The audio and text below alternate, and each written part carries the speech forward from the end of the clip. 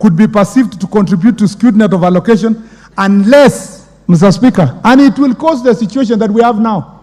If you see members are angry here because they come to my office the way they come to your office, Mr. Speaker, a lot of the questions is the public participation funded roads allocated by this House every year. And Mr. Speaker, unless there is a proper sensitization and, Mr. Speaker, a full discussion by this chamber in a honest manner about the appropriation of these public participation funds, Mr. Speaker, this feeling of marginalization will continue. Most of these maintenance roads under public participation initiative are implemented by KERA. It is notable that all roads under the development budget are itemized and approved by this House. Once Parliament has appropriated and approved the specific project to be implemented, the road agencies will implement. Mr. Speaker, I have a suggestion that, Mr. Speaker, instead of this House, and I can only suggest because this House is supreme to all of us, instead of this House allocating the 21 billion to either new projects or projects that are below 10 million or maintenance of roads, Mr. Speaker, if this 21 billion was available to support the pending bills, Mr. Speaker, most of our contractors would have come back to site to make sure that those roads are progressing. But this is a suggestion. I have no control as to this House, what this House decides, Mr. Speaker. I am just suggesting to the House that if you can consider, Mr. Speaker, supporting the pending bills, it will be great. While the ministry is committed to equity, it is worth noting that some of the factors considered in discussion about inequity, Mr. Speaker. And therefore, I conclude by saying this. Not all is gloom, Mr. Speaker. The government has been working extremely hard for the last 1 year to speak to our development partners, both bilateral and multilateral.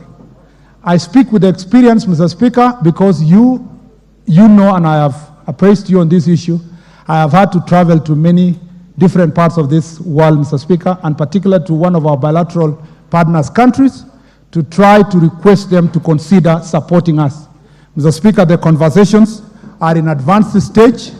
Mr. Speaker, I believe that in another 2 or so months, I should be able to come back to this chamber, if invited again, to give the good news to honorable members that some of our critical number of our roads will resume, Mr. Speaker, thanks to the efforts we are working to make sure that those development partners support us. And Mr. Speaker, with utmost respect, I want to thank those development partners for listening to the Republic of Kenya and for listening to Excellency the President, having been a member of his delegation to many of these countries to deal with this issue. The last issue, Mr. Speaker, is to thank the development partners for helping us deal with the question of Eurobond, because this is where the devil lies. It is the Eurobond payment, Mr. Speaker, that is due of $2 billion that has made it impossible for us to either borrow for infrastructure or, Mr. Speaker, to be able to get other resources allocated, and even for our budget to be constricted, Mr. Speaker. Mr. Speaker, as I sit down, many members here may feel that I am a bit hard when it comes to the question of these public resources. Mr. Speaker, I have been a victim, Mr. Speaker, of Mr. Speaker, berating, harassment on something, Mr. Speaker, I have zero control. If I had a chance to sit where my colleagues sit, and we have sat with them in this House, Mr. Speaker, I would use this floor to, Mr. Speaker, correct the injustice and the marginalization. Because if you take this punishment to an innocent cabinet secretary who has zero role in allocating of money or budget, Mr. Speaker, it would be unfair in the Republic of Kenya. And I say this, Mr. Speaker, with all my heart.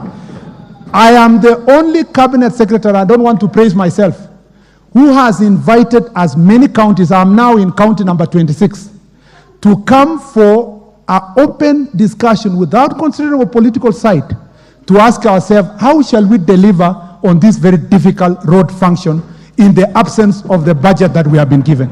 So, Mr. Speaker, even when we feel the pain, and I have spoken to my friends here, when we feel the pain, and the pain of our voters saying we are stuck in mud, the roads are not progressing, this pain is a collective responsibility of leadership at such a time as this. And I promise this House, I will not sleep until we succeed to return all the contractors to go on site